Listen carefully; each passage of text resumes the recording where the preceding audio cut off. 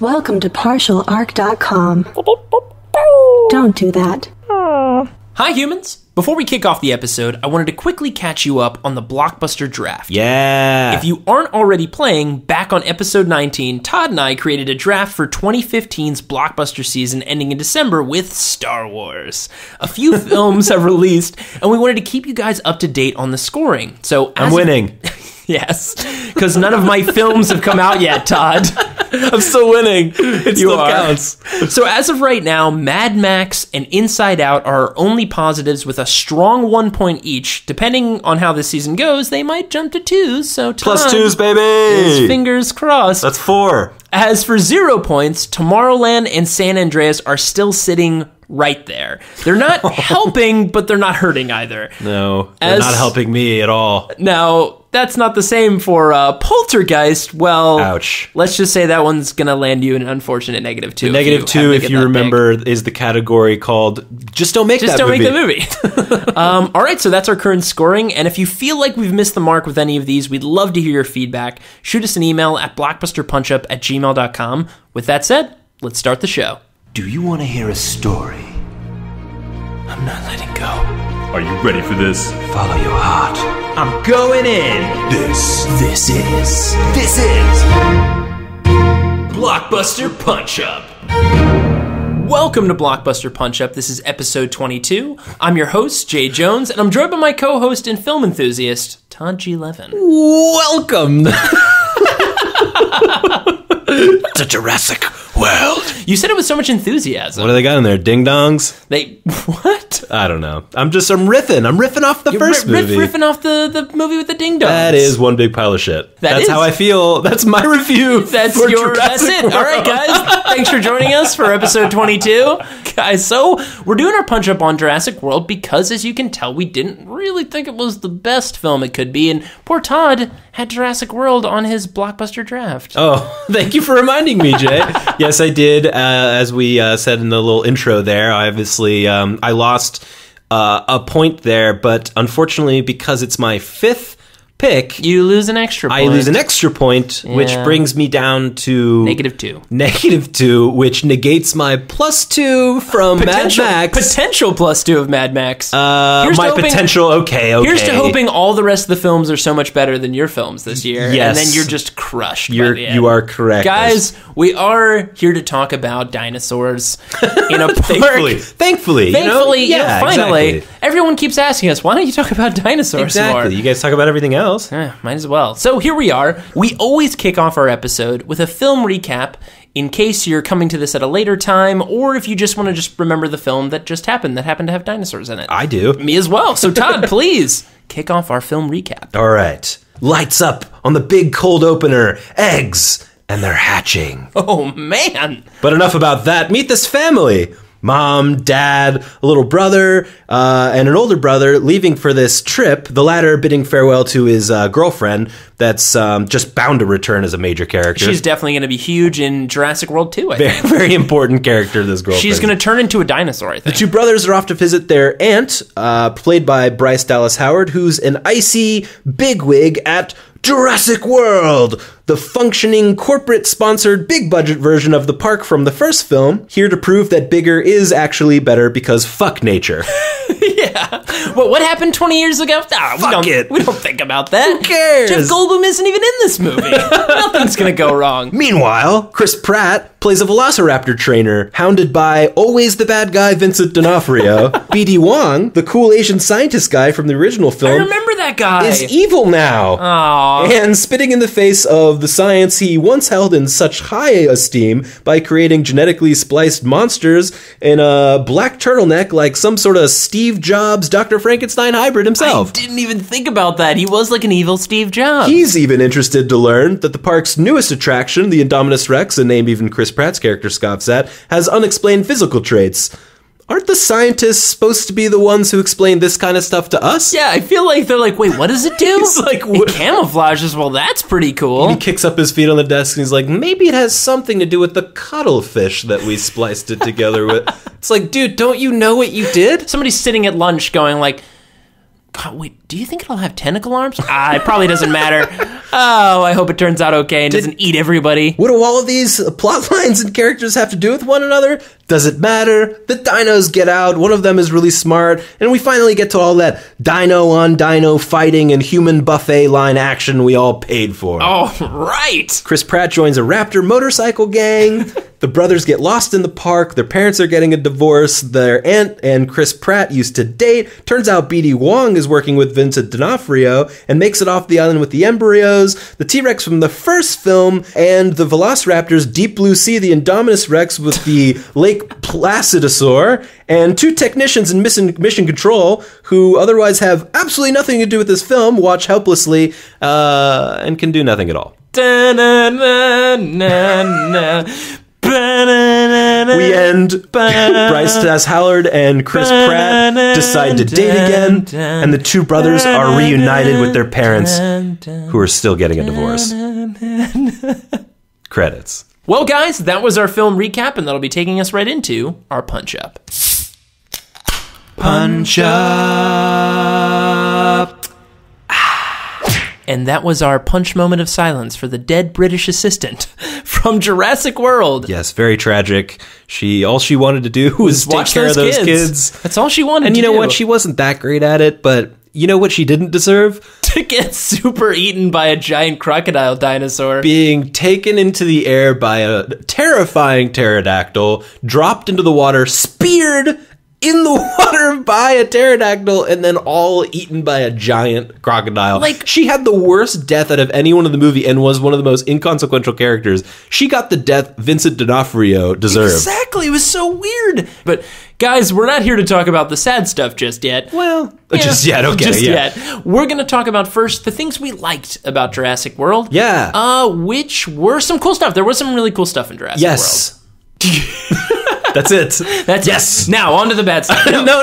Raptor Vision. Raptor Vision was cool. The idea is cool. And I love what they actually were doing with the concept of the Velociraptors in this film, because it felt very much like a Terminator 2 spin. They took from Jurassic Park 1, they were like, who was the villain in Jurassic Park 1? Well, it was the Velociraptors. They were the big bads. Like the natural sequel of the first one, they become the heroes. They're they're working with Chris Pratt to hunt the big bad dinosaur. And I thought that was pretty cool to take again, it worked really well in Terminator, take the villain and make them kind of this dangerous but cool hero in the new movie. And then I guess the T-Rex is also the hero in both of the movies. He just shows up at the end like, remember me? I'm out of here. Oh, but what I thought was really cool also with the T-Rex, I mean, let's give it to the movie. That finale was pretty great. Even though I didn't know where anything was and what was happening. Yeah.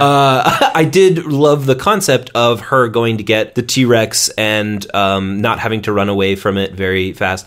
And then but bringing it out in order to fight the Indominus, which was cool, with the Velociraptors, and sort of tag team that. And then I don't know whether they knew it or not, but like backing him into the big fish dinosaur eating him, which I guess was the superhero of the whole movie. That was a cool scene. That was awesome. And my favorite thing that they did with T-Rex, besides all that, they made sure that it was the T-Rex from the first film because he had these like scars along his neck and everything. I thought those were the scars he got from that fight. No, like when they show him, he's got these like old gray scars on his face. And it's very clear that it's the T-Rex from the first movie, and that's a pretty old dinosaur, right? Yeah. But I looked it up, and apparently, like yes, I did look it up.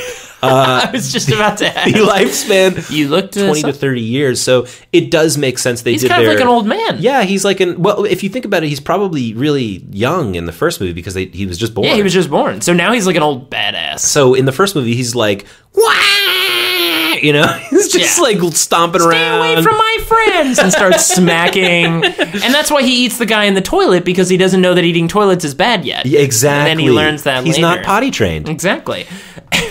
Boy. Yeah, we went there. And so in this, I just liked that it was like a little, they had throwbacks throughout the entire film, didn't they? I love the little gyro ball. I thought it was super impractical that you can drive the gyro ball wherever you want, and it's not on a track. Like, especially if any kid could just drive that into a bunch of brontosauruses, and then just steps on it. Because some dick kid is going to just be like, ha, look at this, and then the dinosaurs are going to play soccer with them. That would be day one. That would not even be like day 500 500, like, I can't believe this happened. That would be day one. I mean, that would be... I can just drive this into shit? That'd be how engineer number 5 died. Exactly. Yeah. But besides that kind of stuff, those were the cool things we really liked about Jurassic World, and there was fun stuff to like. Now, the cons of Jurassic World. There are some 3 big pillars of this film that really suffered. Yes. The first one being villain agenda, or villains' agendas. Yes, because who's exactly the bad guy? Yes, we know the dinosaurs are bad. Yes, of course. Dominus Rex was a villain. I suppose. I guess. But like really from the human side, who really was the... Vincent D'Onofrio, only because he villain monologued more than he did anything else. Okay, because listen, he's from InGen, right? Yeah. And then you've got B.D. Wong, who right off the bat just rubs you the wrong way. Yeah, right away he looks like... with his little turtleneck. His face looks like too polishedly clean, like he could be a robot. And he's got that Darth Vader black turtleneck, and like... You know, who else is there? Indominus Rex, who is cool. I like Indominus Rex. There's the Earfot Khan guy, who's clearly not a villain, but at the same time, like, he has like some spurious... He seems to have like knowledge problems, like lapses in his knowledge, because he's just like, you know, why would you genetically splice these animals? We have to keep attendance up. You're getting mad at them for genetically splicing animals, and then like you're saying like, don't hurt the asset, and then later you're like, we gotta kill the animals. Yeah, so like, weird. What? That character could not decide what he was going to be, and that kind of leads us into the next point, which is the character arcs and the characters of this film. Let's kind of go in an assembly line down these characters. All right. How about let's start with the parents? Yeah, the parents. Okay, the parents. Well, they're people, and they have these 2 kids. Yep. And then they send them off to the park, and then only later do we learn that they're getting a divorce. And I guess that's why they sent them to the park, so they could secretly get a divorce. And then the only other time we see them is during a litigation scene, where she like, what a great way to remember call. Jurassic World. Oh, don't you love Jurassic World? It reminds me of my parents getting a divorce, because that's when they sent me there. And then the only thing we get is at the end they just like show up again, and they're completely useless. So they have sons, and their 2 sons are one kid. His character arc is he knows a lot about dinosaurs, sounds familiar, and he's scared of them. That's an arc that makes sense. And then the other kid, the older brother, his arc is, I have a girlfriend. Ooh, look, girls. Oh, and he... very well-developed character. He's a handsome young teenager, which means he's good at cars. Because that's, as we all remember, guys, everybody in the audience, when we were that age, you hit those few years when those hormones start going, and you just got to work on cars, man. Things start changing in your body. Tools just appear in your hands. Appear everywhere. Like, people walk in your rooms, and you got to hide the oil that's on your hands, and you're like, oh, geez, I was doing homework. I'm sorry. Your mom closes the door real fast. But yeah, you know, that was his character. Bryce Dallas Howard is this, you know, I think really has, unfortunately, I think the only arc that actually does anything in the film. Yeah. It starts and has a middle and has an end. It's weak, but she is steely and cold and icy, and then doesn't like care about the kids, and then suddenly in a moment that I must have missed, it must have hit the cutting room floor, she changed her mind and then wanted to care about the kids, and then at the end she cares about the kids. And then Chris Pratt, let's say Chris Pratt's arc is he's a trainer, and he then is a trainer. Still a trainer. But he's also a bit of a chauvinist, and I don't know, what the fuck is his arc? What is it? He has no arc. He has no arc. His arc is he continues to be badass throughout the whole film. So this is the thing. The arcs, you know, my point with this movie, one of my biggest points with this movie is finish what you start. Yeah. This movie didn't ever finish anything that it started, and that's just with the characters. That also goes for plot points. The plot of this film is pretty much all over the place. Yeah. Stakes go up and down, and they don't really build. Jurassic Park was really great because it's just a few people on an island that's locked off. They cannot leave until like the morning and a boat comes. Exactly. Meanwhile, here, it's a fully working park. There were plenty of times in the film I was like, what happened to all the ferries that brought them to this park? Can't they just turn a couple ferries around and like, don't worry, everybody, like just get on the ferries and we're gonna leave. Yeah. Bye. Like all these other military dudes are coming in on like boats and rafts and helicopters. Like it's an island. They can't go anywhere. Deal with the Indominus Rex tomorrow with a cruise missile or, you know, a bomb or something. But like there were so many times where I was just like, why don't they just leave? They keep going back into the action. why don't they just leave? Just leave the park. So this is exactly what you're talking about, right? Yeah. Logic, and logic seems to be really, honestly, one of the biggest problems with this movie. I'll point out a huge one, okay? There's these people in a control room, correct? I mean, these people are in charge of the entire inner workings of this entire park. They know where everything is at all times. Keys to all the doors. Et cetera. Okay, right. And they're looking at it currently. That's all they can look at is an entire wall of this whole place. So many TV screens. Okay. It's basically NASA control room. So then there's this moment where they see that there's claw markings on the wall, and then they're like, what's the heat signature in there? And it's like, there's nothing there.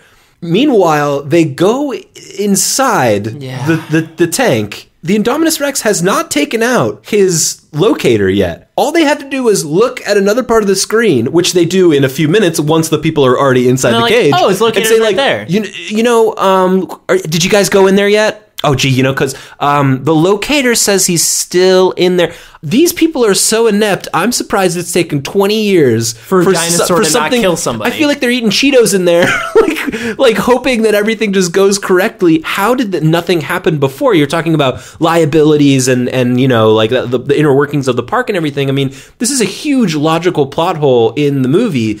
Because they just forget that they can see, and then by the way, that one mistake is the thing that sets the entire film in motion. Oh, yeah. Whereas in Jurassic Park, and sorry to compare them, but hey, you did it first, Jurassic World. Yeah. Okay? In Jurassic Park, the thing that sets off the entire thing is one nefarious engineer who's trying to just do one small thing for about a 20-minute window, and nothing really could go wrong. The only problem is there's a tropical fucking storm that happens, and here we get the main thrust of the bad shit that starts to happen, the errors that start to occur, and the dramatic tension. And they're all things that were basically kind of out of their control, that were more like the natural disaster and just a plan going slightly wrong. Well, with this, you're right. It was just so inept.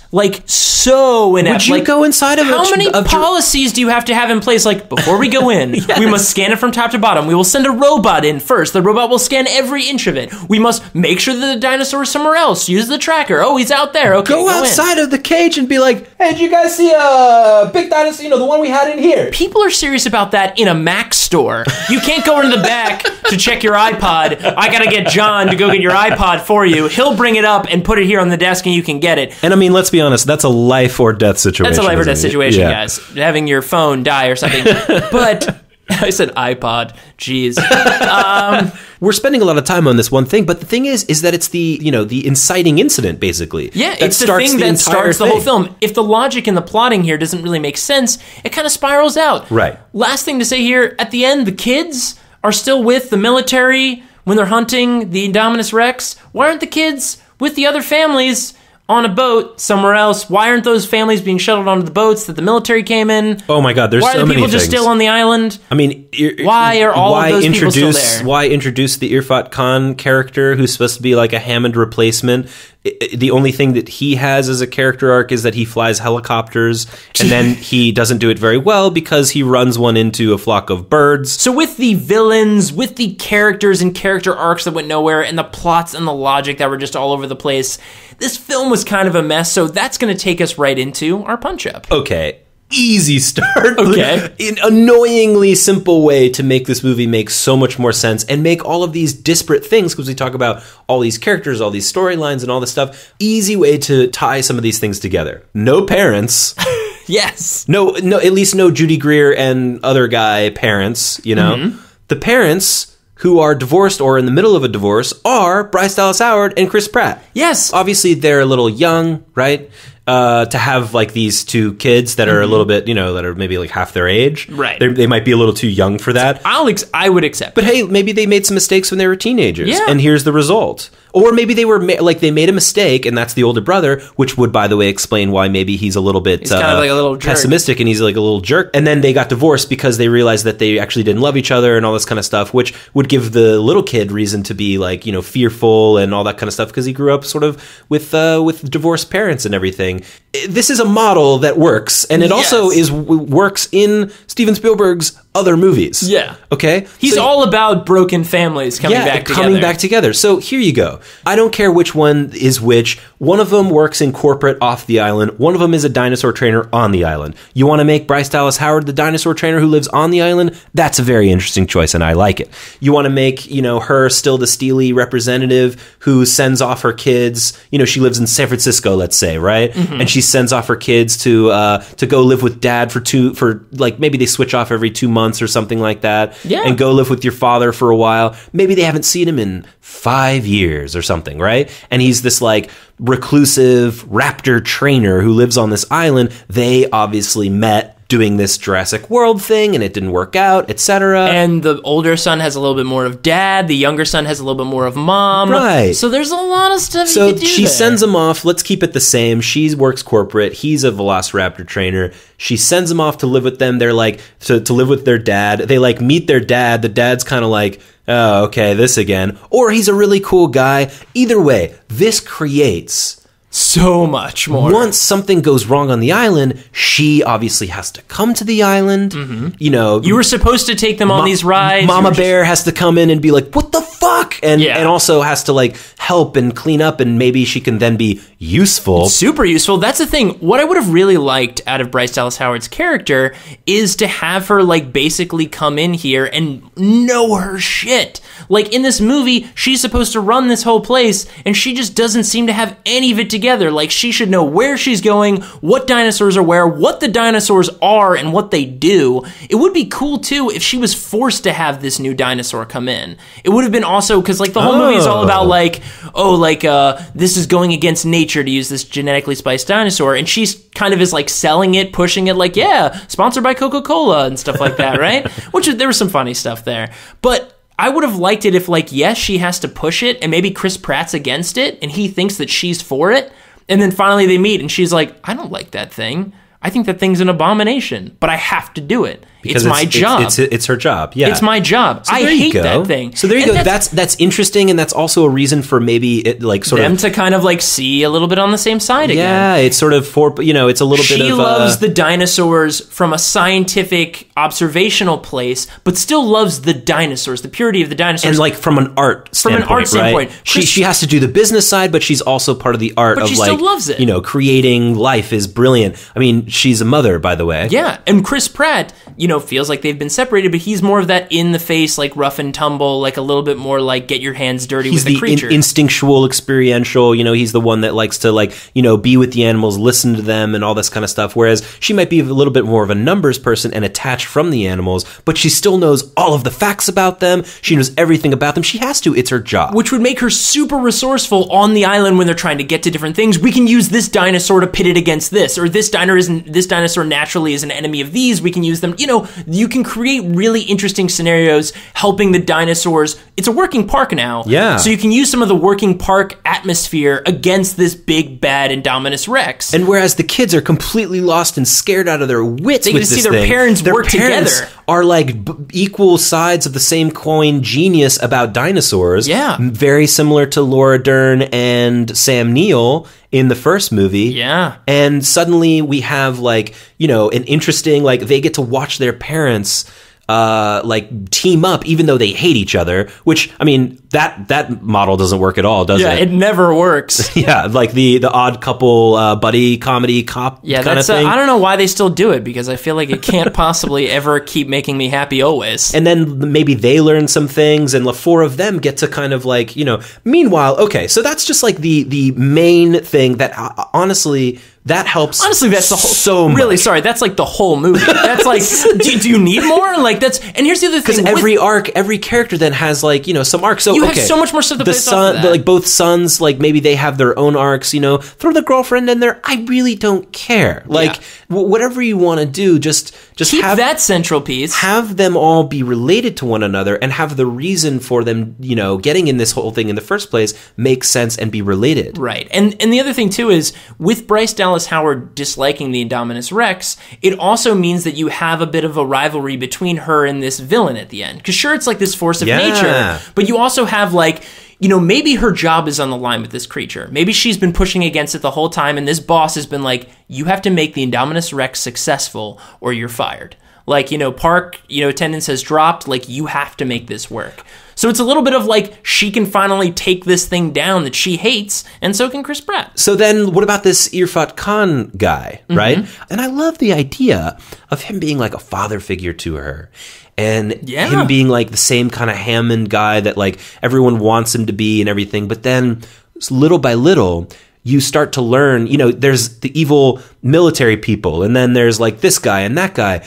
But instead of B.D. Wong, the scientist guy, being the one who is like turns out to be evil, wouldn't it be more interesting if like the head of the park was the bad guy? Wouldn't that be a fun turn if like the Hammond character is like turns out to be the bad guy? So she has to take down, with the help of Chris Pratt and her kids and B.D. Wong, because I like the idea of the scientist being like and that could be a character. Nice red herring. We first think B.D. Wong is the villain, right? And when we start investigating, that's nice, yeah. When you start investigating, like, you gave it chameleon qualities, you gave it things. He's like, I never approved that. Like, that was his specs were these things, and then he goes through the files and he's like, I wasn't the last person who had a say on this. See, that's interesting, yeah. And there were some executive overrights, and it turns out it all points back to the top. Another trope that never works in movies. Never works. It all points back to the top. It's the Hammond guy. He betrays her, basically. They leaded it early on that, like, the Dominus Rex its breakout might have been intentional, and then they were like, oh wait, it was still accidental because people are idiots, and we've already talked about that. But it would have been interesting that if, like, maybe this guy, this head corporate guy, like, through the money that he made off of Jurassic World, made investments into what he was going to take the dinosaurs to next, which might have been this military application, right, with the Velociraptors, with the Indominus Rex, like, yeah, something that camouflages and is super smart and will just eat everything is, probably a really good weapon if you can prove that it can work against a system that is meant to keep it in and contain it. Right. So the park is a really good test run for something like that. Yeah, a test run for an insulated environment, maybe a base of some kind, military base, or another, to be used on foreign soil, right? Right. You like take it and you put it somewhere and you unleash it. Just let it loose. Airdrop it, Trojan horse it, and suddenly there's just like, oh my God, dinosaur. And then somehow have the ability to like turn it off or just kill it. Yeah, whatever. Whatever. So like, and that's, and it turns out that he's the one that's been doing all this. Here's an interesting idea for a finale. Sure. All of the tourists are rounded up. They like get all the tourists in like one area, and it's supposed to be sort of a slaughter, right? Yeah. But these 6 people rather, they figure out a way to release animals in a certain way that will like create diversions for the Indominus to like get in the way, so they have to like, basically they're creating obstacles for the Indominus to get through, and the audience ends up with the greatest spectacle. And I know that's what happens in the film, but like, imagine this scene. All of these people are watching this Indominus come towards them, and, maybe they're in the control room and they can see the blinky light coming towards them. I don't care, wherever they are. They're somewhere and they're like, oh, it's coming. And then they their big plan at the end of the movie is to basically release more dinosaurs. Use the park against it. Use the park against the park. And basically, like, use the old park of the old dinosaurs to kill the new abomination dinosaur, saving all the people, but also giving them and us the show of a fucking lifetime. Attendance in the beginning is maybe like low and boring. Imagine that same scene with like the big croc coming out and everyone's like, yeah, we saw that last year. Yeah. Like, this is kind of getting boring now. And then at the end we get this, like, they're terrified, but they get this big show and it's saving their lives. But at the end they all like, cheer and clap.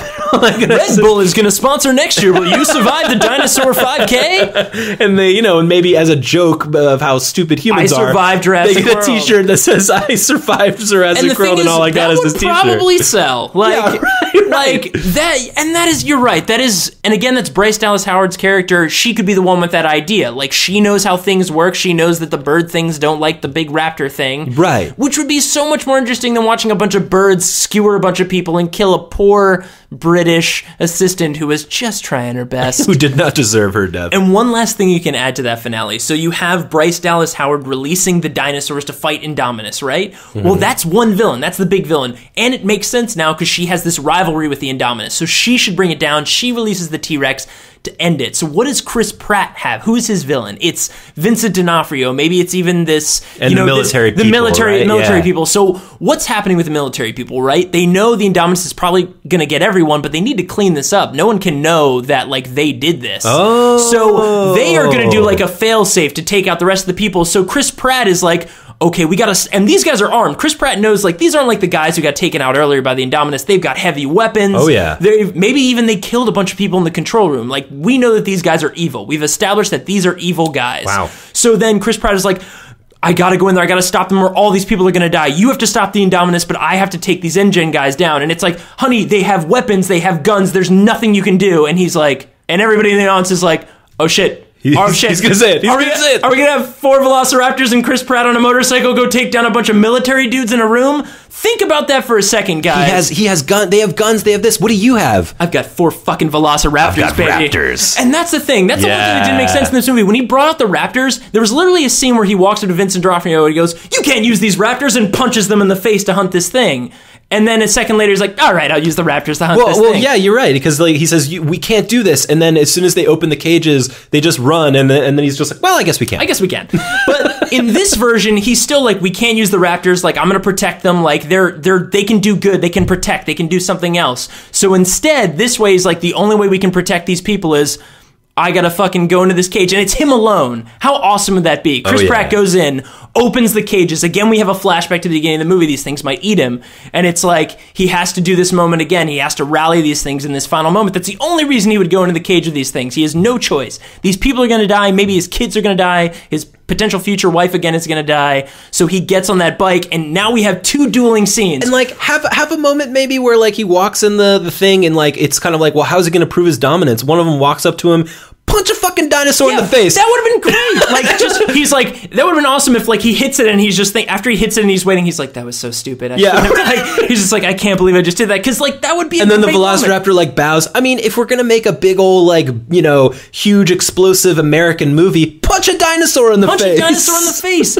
And now you have 2 awesome final scenes. You've got the Indominus, Bryce Dallas Howard using her own park against this big abomination, bringing it down. Each kid goes with one parent, exactly. And they don't know if they're gonna like, it's because each kid has like something that parent can like help out with. Or the 2 kids are in the one place with the rest of the people, so they know they have to win on both sides. Oh, that works. They've got to beat the military, and they've got to beat the Indominus. So Bryce is bringing down the Indominus. She brings out the T-Rex by herself. She beats him, and then we've got Chris Pratt going in and taking out the military guys. And now we've got a really cool reverse of Jurassic Park, where we're watching the Velociraptors hunting the kids. Now the Velociraptors are hunting the villains again. Terminator 2, flipping our guys. And when you they have that great moment where they have the raptor vision, and they just don't utilize it enough, right? Yeah. Imagine the scene from the first Jurassic Park. Because the military guys can see the raptor vision. Exactly. Imagine the scene from the first Jurassic Park where the Muldoon, I think his name is, the raptor hunter guy. Yeah, that guy's awesome. Is like, being hunted by the Velociraptors. Come on, it's a clever girl scene, one of the greatest scenes in the movie.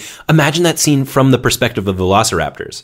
Imagine like, because they have these GoPros on their heads, these Velociraptors. Imagine a military guy, and he's just like in the middle of the forest, and he's like looking at them, and he's looking at a screen, and he's looking for them, and then all of a sudden he sees himself, but behind him, and he looks behind him, and there's nothing there. And then he looks at it again, and it's close. He is closer to himself. To it, yeah. And he's just like, oh God. And then boom. And then, which is just such death. a fun concept to play with. So yeah, I mean, yeah, that's a great concept. So you got Chris Pratt and maybe one of the kids, or the kids are somewhere else, like tag teaming and going and fighting all of the military guys, killing Vincent D'Onofrio, having a gruesome end for Vincent D'Onofrio's character. Instead of just like a random thing and not killing the English lady terribly. Then you've got, on the other side of the park, you've got Bryce Dallas Howard, T-Rex. And listen, maybe she gets on the back of the fucking dinosaur. It's too much right now. It's too much. But still, like, just make it like awesome and great, right? And then after that, you end it with that amazing scene. And all the people are just like, sitting there and they've watched this entire thing go down, and they're like dumbfounded, and then suddenly one guy's just like, yeah! And then, by the way, throughout this entire movie, the theme that you have, because theme is a confusing thing in Jurassic World. There's all these things about like control. There's like this theme about control. Then there's like nature. Then there's like the military and all this stuff. There's a lot of themes that like don't make sense. Control, I guess, is the main theme, but like, what does anyone learn by the end of the film?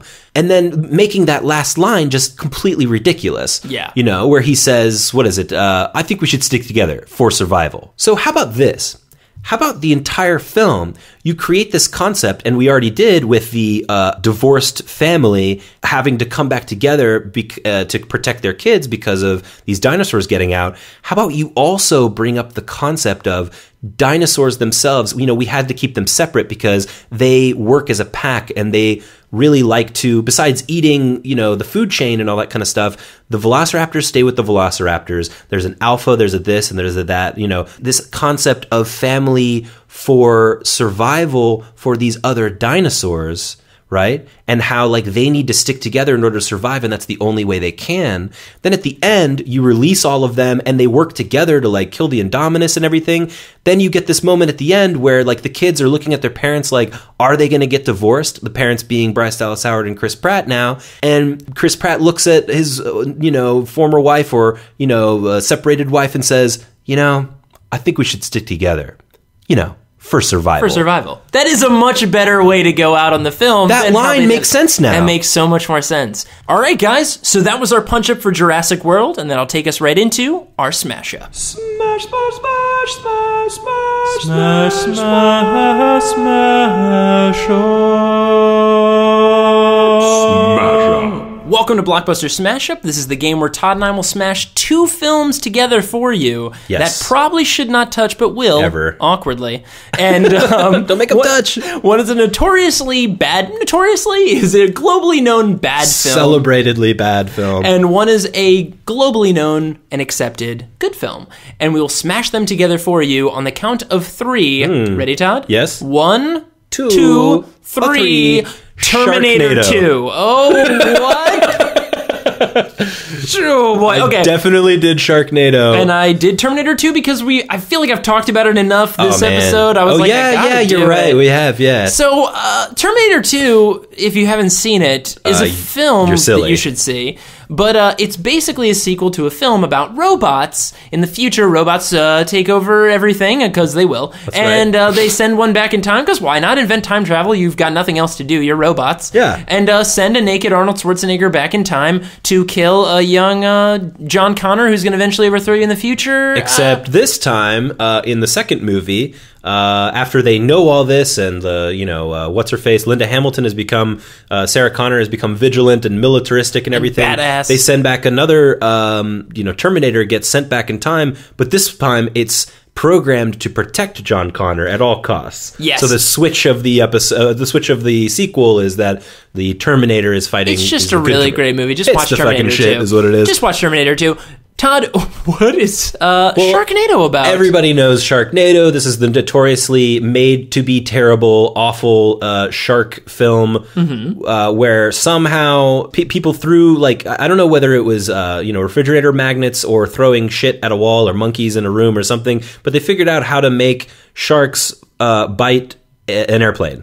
That's basically the whole plot of the film. Premise. I'm pretty sure Somebody sat in a room and was like, I want a shark biting an airplane. And they're like, well, I guess we'll have to put it in a tornado. And they created the Sharknado and Tara Reid's in it. I mean, that's it, right? Yeah, that's it. They didn't try at all. So, guys, we have to basically smash arguably one of the best sci-fi films together with just a piece of garbage called Sharknado. I think I have one. What is the smash-up, Todd? All right. Back in the day, if you remember from, if Jaws could be taken as a real, true life event. Of course it was. There was a giant shark that terrorized a local town by killing a bunch of people. Yep. And it was, specifically Sarah Connor and her son, John. Man. So in this movie... So to up the ante, so the shark didn't work. So the machines in the future decided to send a enhanced version of the shark. Which is a Sharknado.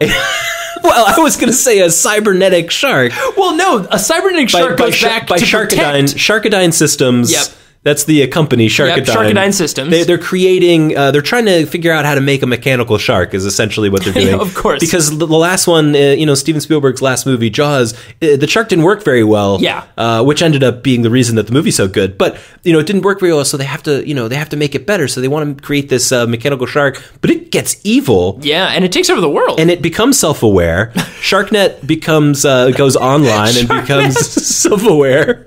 And starts, eating all these people. So in the sequel, Sharkinator 2... we all, threw up a little bit. In Sharkinator 2... Chum Bucket Day. I can't believe I'm even saying these words. Okay.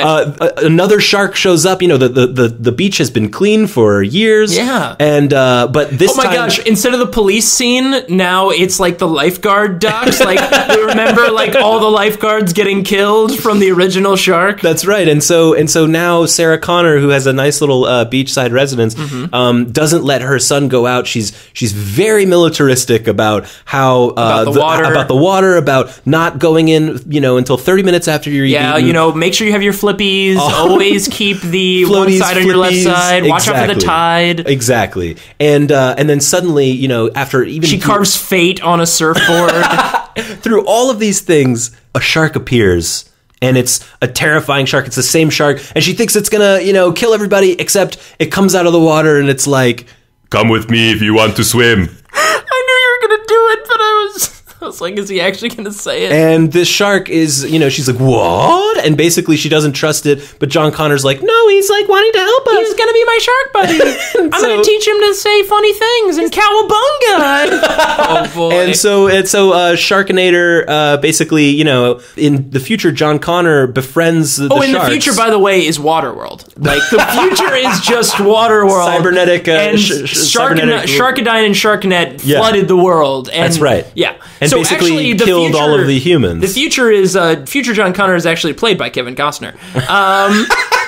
But who's half shark? Is it half shark? He's got gills. He's half shark. Before we get way off into Waterworld territory, he sends a good Sharkinator back in time. Back to protect his mom and his younger self. He reprograms it. But the future Sharknet know they have to create the worst version of a robotic shark, and it's a Sharknado. And it's a Sharknado. It's a tornado full of sharks. Just full of sharks. Full of Sharkinators. It's impossible to shoot, just like the new T2, the T1000. You keep shooting it because it's all metal. You keep shooting a tornado filled with sharks. You're just shooting tornadoes. The only way to kill it is with lava, the natural enemy of sharks. It still works. The natural enemy of tornadoes is lava. And also sharks. Yes, and sharks. Well, Sharknadoes. Let's be fair. And we get the beautiful shot of the fin going into the lava at the end, and how they get there. The chase, instead of being on a highway, the chase is on surfboards across tidal waves. On one of those banana boat things. Yeah, that's and just the fin going under the lava. And by the way, Sarah Connor's played by Tara Reid. Perfect. And the kid is played by... how about Stick Stickley from Nickelodeon? Just perfectly. Stick Stickley and Tara Reid. Yeah. Both equally competent actors. Not wooden at all. Not wooden at all. Yeah. So what is this? You already said it. It's Sharkinator. It's Sharkinator 2. Sharkinator 2. Chum Bucket Day? Chum Bucket Day. Yeah, I'm not happy with it either. Oh my god. All right, guys. Well, that was episode 22 of Blockbuster Punch-Up and our punch-up of Jurassic World. I'm so sorry. So sorry. As always, we'll be posting a new episode every other week. You always want to end an episode on a defeatist sigh. Yeah, and if you'd like to download more episodes or check out other similar podcasts, head over to partialarc.com. That's ARC with a C. Of course, you can email us any questions at blockbusterpunchup@gmail.com or follow us on Twitter and Instagram at partialarc. Partialshark.com. Partialshark.com. That's the shark with a K. That's definitely it. And you can follow Todd on Twitter and Instagram at TG11. At TG11 where you'll Shark. see pictures and plot lines and screenshots of the new Terminator Shark movie. It's in development right now. Yep. And as always, thanks for listening, and see you on the next episode of Blockbuster Punch-Up. Let's go home.